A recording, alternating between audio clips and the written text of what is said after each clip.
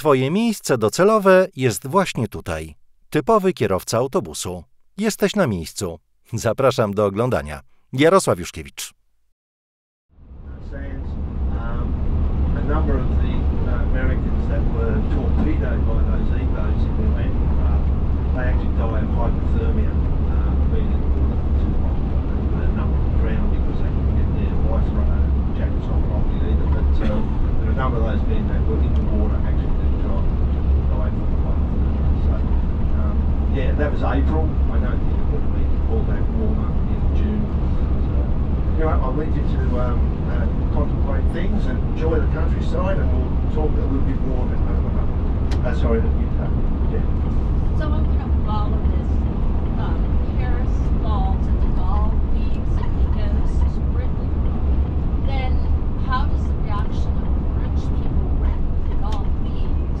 And then what's the reaction as de Gaulle? I assume de Gaulle comes back after we liberate Paris, right? And then what's the reaction? I mean, did they feel abandoned or? No, de Gaulle is celebrated as a hero when he comes back. Yeah. And he was basically the head of the Free French forces, and the Free French forces actually fight in Tunisia, they fight in Sicily, they fight in Italy alongside the British forces. So the Free French forces are fighting as much as they can, right, but with limited resources. They're obviously because the Germans have occupied their country. But no, the Gaulle's well looked up. Whereas the Queen's not leaving, they're telling her to get out and leave, and she's not leaving, she's staying with the people. And I think the British people really respected that she stayed, and she helped in the war. Yeah, she was well known. And de Gaulle leaves. Yeah.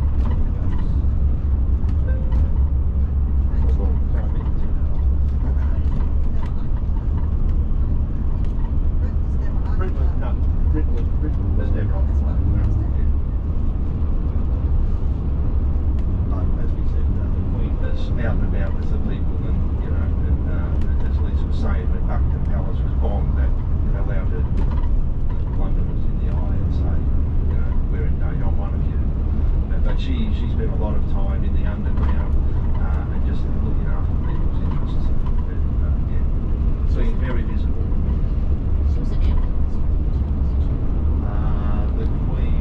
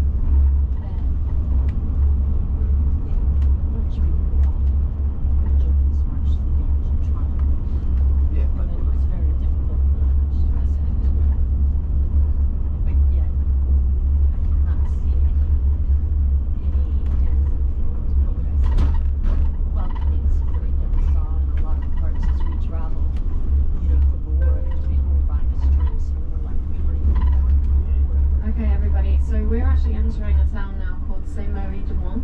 Sainte-Marie-Du-Mont was accidentally where paratroopers ended up, even though they shouldn't have. As we turn around this corner, just on the left-hand side, you're going to see this memorial from the First World War. If you've seen Band of Brothers, it will look familiar. Just have a little look there. Okay? And if you look in the corner of this cafe, you may see a photograph in black and white, just on the left-hand side. So this memorial is where the 101st Airborne had a photograph taken after liberating the village on D-Day. Sound familiar? If you've seen Days of Days, I think it was episode 2 of Band of Brothers, so this shows that in that particular episode. The reason why they liberated here is because, remember how Dale told you that when they landed at Utah Beach, they were swept down to a new sector of the beach? You'll learn more about that when we get on the beach, but if they had taken the correct road, you've got to think with Utah Beach being a flooded area, and we'll talk about the flooding later and how that happened, there's only a certain number of beach exits. You can't just go up the bank. You have to take a solid road. You've got vehicles and tanks, right? So you need to take an actual road. And there was only about 4 exits. Because they were misdropped on the beach, they should have taken, I believe it was beach exit 2. I'm looking for, yeah. And they took beach exit 3. So because they took beach exit 2, if they had taken that one, the road would have led straight through to Sainte-Marie-Du-Mont. Instead, they took beach exit 3, which led straight through to Sainte-Marie-Du-Mont. So that's why, even though they should have met up with the 82nd, they didn't. Because the 82nd were landing at Sainte-Marie-Du-Mont, great, and the idea is that backup and reinforcement would come from Utah to meet them in Sainte-Marie-Du-Mont. Congratulations, we're all back together. Now we move as one solid unit, but the 82nd are landing over, or supposed to be over at Sainte-Marie-Du-Mont, and the backup on the beaches, they arrive at Sainte-Marie-Du-Mont. So they're split. So straight away from 6:30 onwards, things already start going on. But it works out. But yeah, that's quite an important spot. And also you may have noticed that bollard underneath the memorial. You're going to see a lot of those. We call them the Liberation Route markers. So you may have heard of this. There's 1,147 of these markers. There was another one just there. Every kilometre there will be a marker. It looks like a fire hydrant. Okay, and they mark out the liberation route of the Allies from Utah Beach all the way to Bastogne over in Belgium. Number 1 marker you'll see at Utah Beach, but just keep your eyes, it's always on the left hand side of the road. Alright, this one is the Dick Winters Memorial. We'll go past this on the way back, okay? So don't worry, we've got to go back past this route. But just keep your eyes peeled on the left hand side and just look for these giant fire hydrants. This is the liberation route that you're driving now. So Utah's about 4 minutes.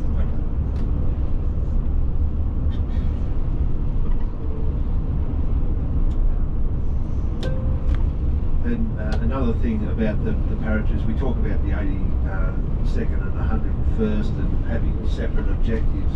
But of course, with all the misdrops, etc., you ended up with 82nd and 101st Airborne troops ending up fighting together in small groups. So they get, as they fight each other and they're finding their way back to their true objectives, they actually come across small bands and individuals from the other regiment. So in fact it's a mixed group of paratroopers that get to the end of the causeway that they're going to take, that they'll come off at Utah. So when the 4th Division start making their way off Utah Beach, the paratroopers have actually got to the end of the other causeway waiting to link up with them. There's one of the markers on our left there. Oh, also you see the cows in the fields. Well, there were cows in the fields back during the D-Day operations as well, and because the civilians had left the area in many instances, many of the cows needed to be milked, so they were in a lot of pain because they hadn't actually been milked. So you've got these American farm boys and some of the British guys too actually take it upon themselves to relieve the cows of the milk, and they milk them into the fields. So yeah.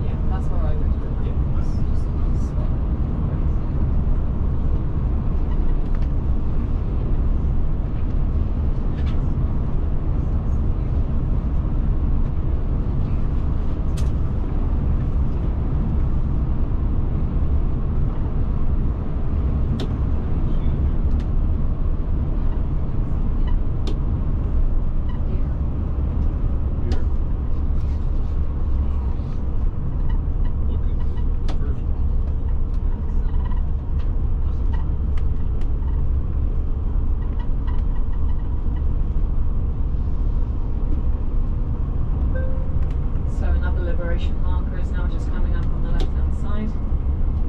So this is probably liberation marker number 2 actually. Just here on the left, is that through? And then straight in front of us is Utah Beach. So the museum itself, it doesn't have a cafe attached to it. Okay, it does have a vending machine. However, there is a nice little restaurant opposite. Okay, there is a nice little place opposite, and they actually have decked out the bar to be like the 1940s, and there's a few mannequins in there that are dressed up as army personnel, which can be quite scary actually when you first see it. So if you look through the front windscreen, this is marker number 1 of 1,147, representing the 1,147 kilometres between here and Bastogne, where the Battle of the Bulge took place. Just here on your right hand side, there is your first liberation marker. So that road that we drove is the liberation route, and that is something that a lot of people come over to do, which is drive all the way from here to Belgium to follow in the journey of those men. So on the right hand side you have the bluff going over towards Utah Beach. What we're going to do, if you want to do me a favour, just drop off here, and then park where that caravan is over there. So we're going to, Pam's going to be nice and drop us off here so we don't have to walk as far. We're going to walk over to the entrance of the museum, and then we'll talk to you more when we're over there about what we're going to do. When we leave, the coach is going to be parked over where that caravan is, over on the left hand side. That's where the parking will be. So whatever time we give you to depart, you will just need to make sure you give yourself the time to walk from the museum over there on the right, back over to where the coach will be, which is over there on the left. It is fresh, it's a bit chilly this time in the morning, but we want to get here early because as you can see there's no other groups, we're on our own, which makes it a bit more meaningful.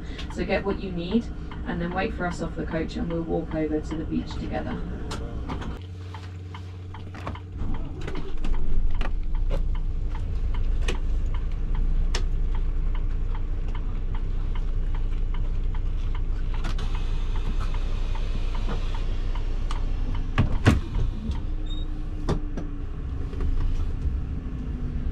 No to jesteśmy na Utah Beach. Musimy się obrócić. Bo będziemy wracać teraz w tamtym kierunku. To jest parking dla autobusów. To taki mięsisty jest, widzę. Ale sobie tu spokojnie poradzimy. W gorszych krzakach byliśmy. Musimy czy jechać do skrzyżowania, czy tu. O, chyba się nawiniemy i tyle.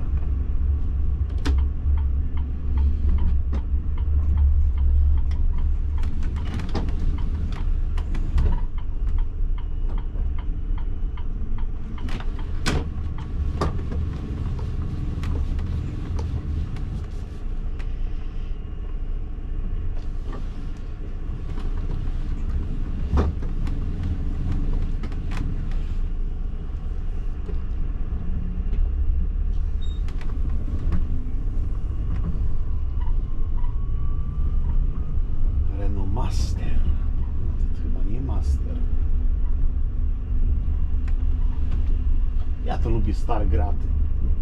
Mnie to naprawdę nie robi mnie, słuchajcie, nowe Lambo, nie? A zobaczcie takiego dupowoza z lat 80. to jest bajka.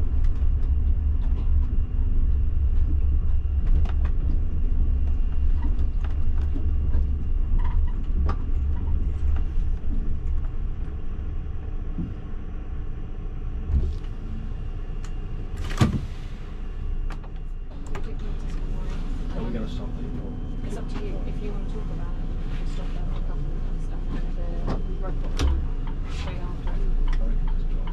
Okay, but then Rockall Line is like a minute past it. Yeah, we have to wait.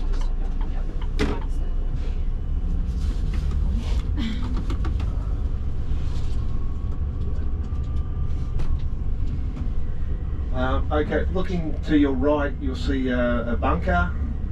That, I believe, was WN5. If you might have read the story of that in the museum, did some of you? Anyway, that was where that was, and that was obviously providing fire.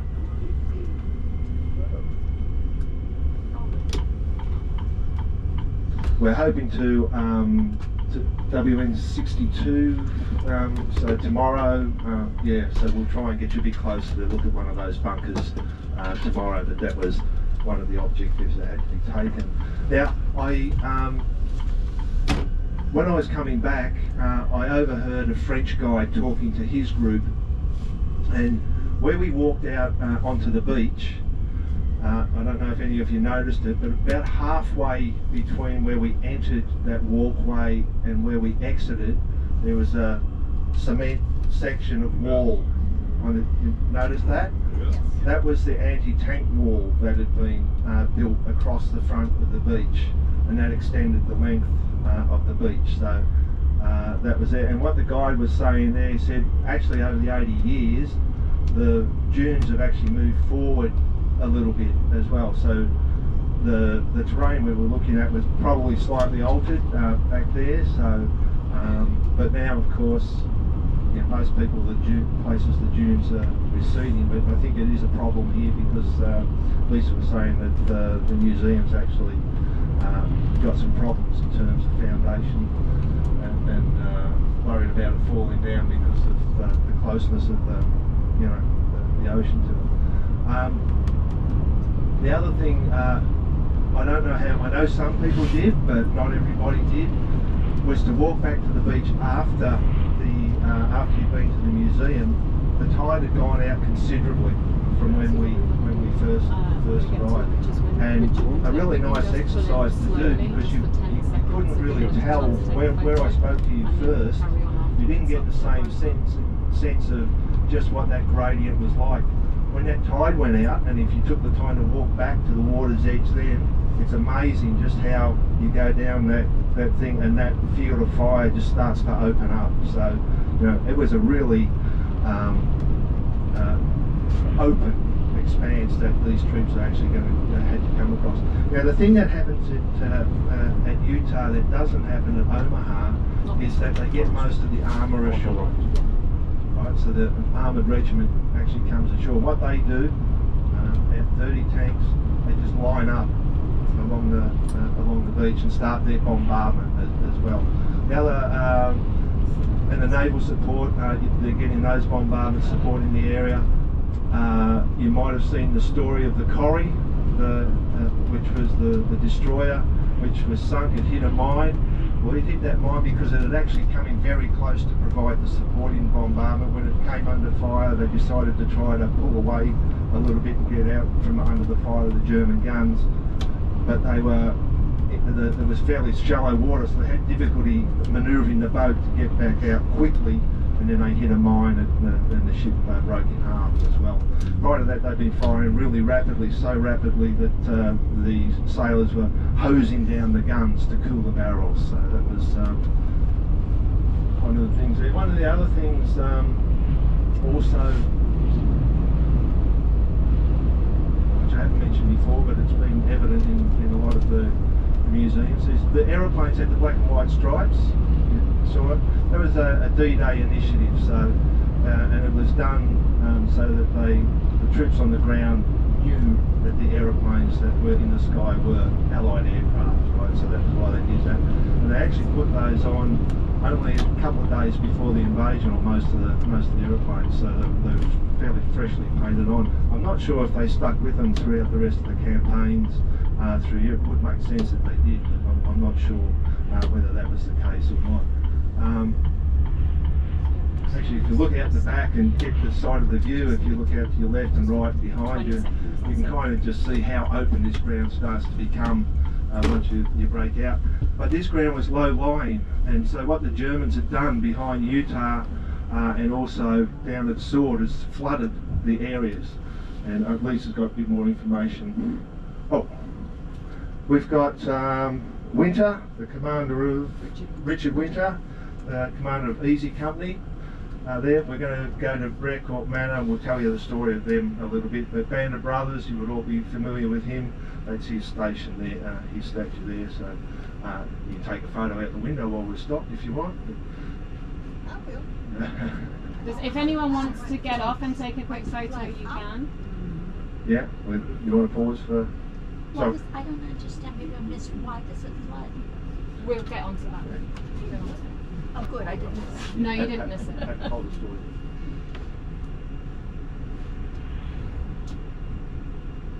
Can I say something? So the statue of Richard Winters, or Dick Winters, the reason, well, I say we stop here and we don't stop here. It's nice to see the statue of him. The thing with him though is that when he was still alive, they offered to build a shrine to him, like a memorial, say memorial obviously at the time, but a statue honouring him, and he declined. He said no, it wasn't about me. He was very, humble as a leader, and he didn't want a statue to him. So they actually waited for him to die and then made a statue for him. So that's why a lot of people see this as a bit of a controversial statue, because he never wanted it. So that's why we don't make a big deal out of it. We have to because of who it is, but at the same time, just know that he was humble enough and non-self-centered enough to say, I don't want a statue honouring me, I want a statue honouring my company. And it was only after he died he couldn't protest anymore, and so this is what they built. Band of Brothers Easy Company. Band of Brothers Easy Company, yeah. There's a bit of stigma around it. I say stigma around the Easy Company. Obviously what they did was incredible, and the liberation route has been reknown and retold as the Band of Brothers route. The locals don't like calling it that, the Allies don't like calling it that, just because it's made a bit of a Hollywood mockery of what actually went down. And now we're at a stage, because of Band of Brothers and Stephen Ambrose, which was amazing, it really, really was, it was incredible. I do tours for Stephen Ambrose myself, so I'm not going to be a hypocrite and say it's not worth it, because it is. However, what they have found recently is new statues, especially around Bastogne area, near the Battle of the Bulge. Any new memorial that's being built is now dedicated to who? 101st. Everything is now 101st, and it's got to the point where in Belgium there was a case where, I think it was 2017, they built a new memorial to 101st and it was destroyed. It was actually cut down. Someone took a hacksaw to it and actually destroyed it. And we still don't know who. We haven't been able to pinpoint the individual. But the locals came forward and said, listen, we have no obligation to new memorials being built. Without these men, we wouldn't have been liberated. Things would be completely different for us. However, there were more than just 101st here. We have enough memorials to 101st. We get it, they were here, they did a great job. But what about everyone else? So they're not protesting memorials, they're protesting memorials to the 101st based on the back of the success of Band of Brothers. And I think we can all appreciate and understand where people are coming from. It's not taking away what they did. It's just reminding that there's more to it than just a group of men that feature in a Hollywood TV show sort of thing. Alright, so there's that. We're all good, we're all back on? Yeah. That's the record one. So the Germans flooded this area, and there was about 12 square miles was flooded around, and that was incredibly dangerous, obviously, for the paratroopers dropping into the area to fall into those waterlogged positions. And that's why these causeways off the beach are so important, right? So that you can get everybody forward and off those and get the moving. Lisa actually knows a bit more about I think the locks were up at Carentan. Yeah, can you tell a little bit about that? So we're not that far away from Brokeout Manor, so I'll keep it short, but I'll explain more later. So as we drive from Bayeux up to here, you may have seen we crossed over 3 sections of waterways, or 3 rivers. There we go. 3 rivers, okay, and when we drive back round we'll point them out to you, but you'll notice that there are locks. So these locks are designed to stop the area from flooding. You've got to appreciate that the tidal area of this section of the coastline is a difference of 50 feet. That's the tidal difference, 50 feet. Alright, the rest of the Normandy, most of it's around 30 foot, but this area is 50. So these locks were made by the French in order, sorry, I just want to make sure, in order to, so at high tide they close the locks, and that stops the area from flooding. At low tide they open the locks and then the water can drain out. When the Nazis occupied this area, what they did was reverse that lockable system. So at high tide they opened the locks that the area would flood, and then at low tide they shut the locks so the water stayed in the area. So this whole area and section was flooded. So yeah, if we want to reverse back this, perfect. So that whole area was flooded. So what I want to do in a second, we'll do Brokecourt Manor first because this is the memorial. The manor house itself, it's private property. We're not permitted to go there. So this memorial has been established here for Brokecourt Manor and 101st. So we'll stop here, talk about that, and then I'll continue about the flooding of the area and the impact it had. So yeah, we'll just No worries. there's a map about it as well. Yeah, yeah. He's not talking. No, no. You will arrive at your destination by 12:03. Do you want just you talk about? Yeah, yeah. Okay. Oh, we're not here now. Yeah, yeah, we'll get that. Yeah.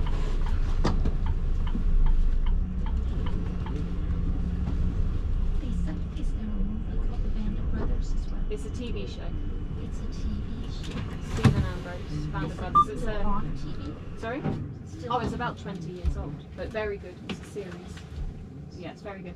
Okay, everyone, we'll get off the coach here. We'll go around the memorial. Dale's got more to tell you about what happened here. I guess I'm getting off. Yes. What's